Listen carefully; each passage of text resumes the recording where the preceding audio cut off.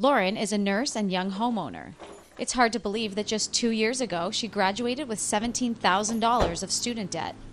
Even more hard to believe? She paid it all off in just 6 months.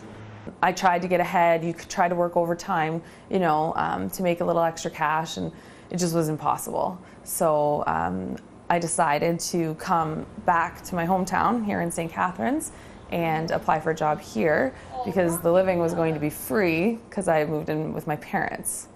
Lauren is part of the boomerang generation, graduates who are forced to move back in with their parents to pay off their student loans.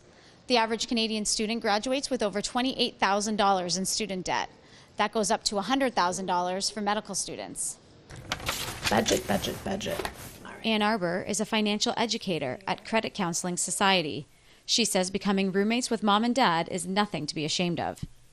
If they're focusing on repaying their debt, if they're using the money they're saving by not paying rent and not paying most of their own household expenses, if they're then applying that money to their debt, then yes, it can be a positive move for them. In March, the Ontario government announced a plan to help lower student debt, offering free tuition for families with an income of $50,000 or less. But for those who don't qualify and need to borrow like Lauren, there are ways to avoid drowning in debt. If you can increase your minimum payment by $50 a month, you're going to save just over almost $2,000. Sacrifice, like you have to budget. What I did was I allotted myself $100 of paychecks.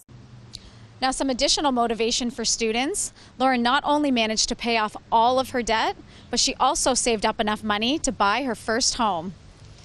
I'm Shannon Burton for Say News.